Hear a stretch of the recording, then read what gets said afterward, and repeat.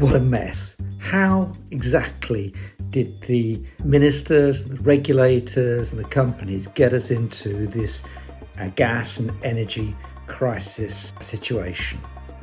Was it that they couldn't predict that there would be gas price spikes from time to time? Didn't they know that with the absence of storage, relying on LNG tankers in the middle of the Atlantic to necessarily deliver to the UK when others were bidding for the cargoes too, didn't they know that those wouldn't be secure supplies? Didn't they know when they closed the Rough gas storage field that physical gas storage in UK waters is a different game from relying on distant pipelines and LNG shipping? Didn't they know about what Russia was up to and about what the games that were being played between Gazprom, Germany and Europe in respect of Ukraine and the political ambitions that go with that? Did they have no idea that suppliers were not in a fit state to withstand a price shock given a price cap for consumers, which is, after all, a medium-term, long-term contract? And so on. How could they be so asleep at the wheel? Well, they were. And part of the reason for that was that they believed a mantra about competition, which was more ideological than practical. Competition good most of the time, yes. Competition without regulation, without proper supervision, not so good. So the hapless customer is left with the bills for a bunch of failed supply companies. And behind that too, the customers are picking up what is a substantial bill for the net zero pathways, all of which they were told weren't going to cost them very much. After all, weren't we told that doing net zero was, a bargain, and we were going to save as much as it was going to cost in additional prices per unit? So it is a good time not to do the ostrich thing and stick your head in the sand, but to stand back and say, okay, time to address the new challenges of fast-track decarbonisation in a post-North Sea gas world and in a international context which is a lot less benign than it has been since the fall of the Berlin Wall back in 1990. So instead of simply blazoning it out and saying, well, markets, adjust, suppliers go bust, that's just the way things are, instead it would be a good idea to have a look at the immediate causes of the crisis that now confronts us all, and to think of the underlying fundamentals and say, how do we make sure this doesn't happen again? How do we put the whole energy system on a much more secure and sound basis, and one where consumers can rely on a stability and a set of prices which they can actually afford?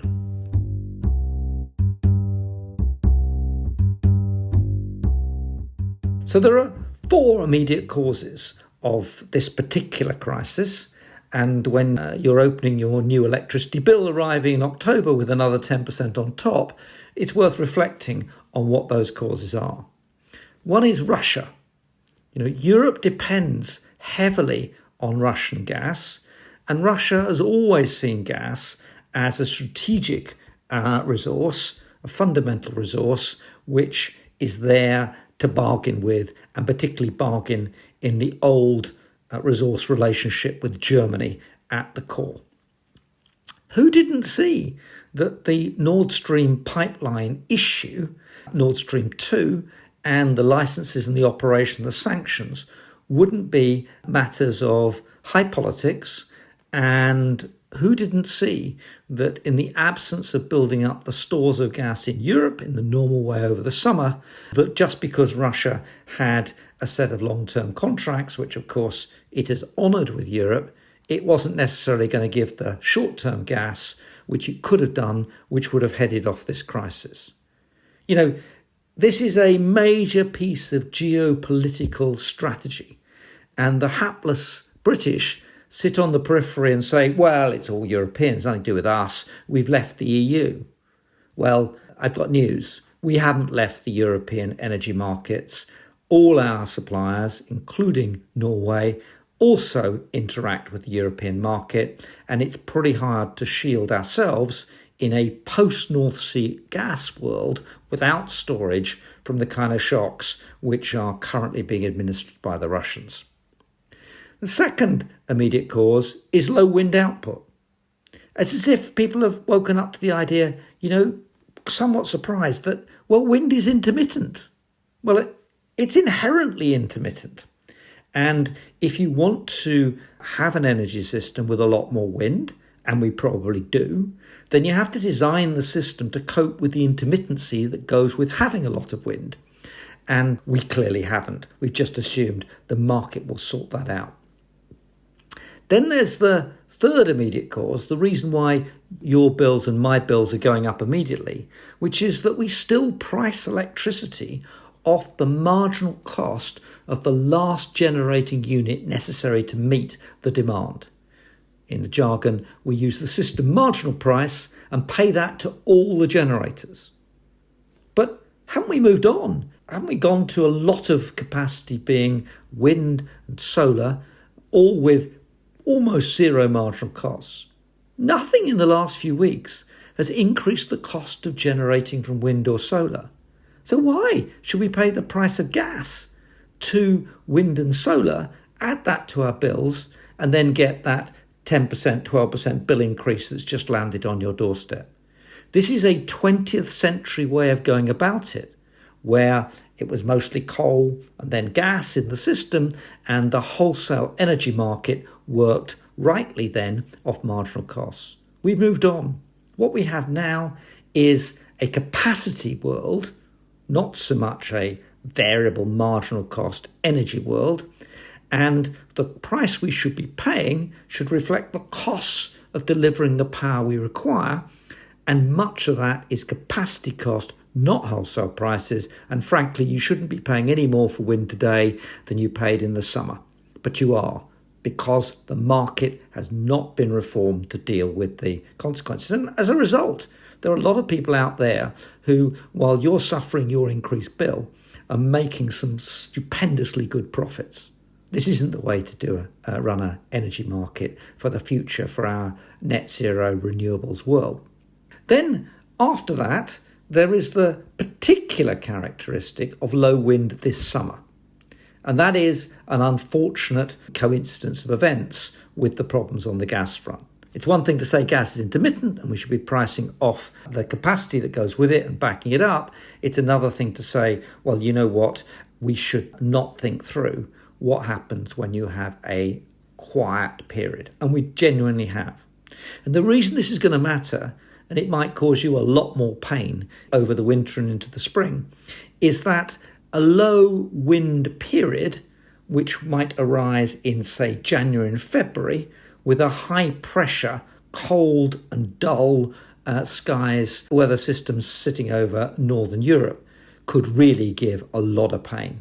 Remember, we're having this crisis now in September and into the beginning of October, not January and February. So it's not just we have to handle the intermittency from time to time of wind and of solar. It is also that we have to handle big shocks where there are prolonged periods of low wind. That, I think, is going to come to haunt us over this winter because we're not prepared for it. And then finally, the one that everyone talks about is the one about, the suppliers have failed. And frankly, the idea that the Secretary of State trots out that, 4 or 5, 6 of them fail every year as if that's quite normal. Not if you're one of those customers, it isn't. And not if you're picking up the bill for those failures. It is just straightforwardly a failure of regulation to make sure those suppliers backed up their energy contracting with their contractual liabilities for a price cap which stretches 6 months into the future. They should have been entering into longer term contracts.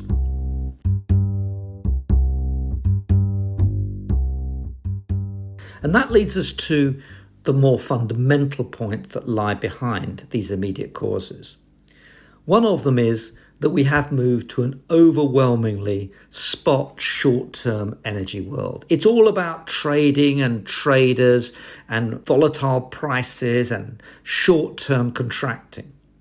And you and I don't want that, probably, unless you have great fun every evening sitting at home tracking your energy supplier and trying to trade your energy position. If you want to do that, well, fine. But the rest of us basically want a stable electricity price. We want to pay a fair rate of return. And frankly, we've got better things to do with our evenings. So we have to think about why we've allowed this volatile short-term spot world to happen and why regulators have done nothing about it. And it's extremely reminiscent of the collapse of Northern Rock and the banking crisis. It just doesn't work to have a world where there are no underlying longer-term contracts, no longer-term underlying contractual relationships. Energy world used to be driven by long-term contracts, which we could all rely upon.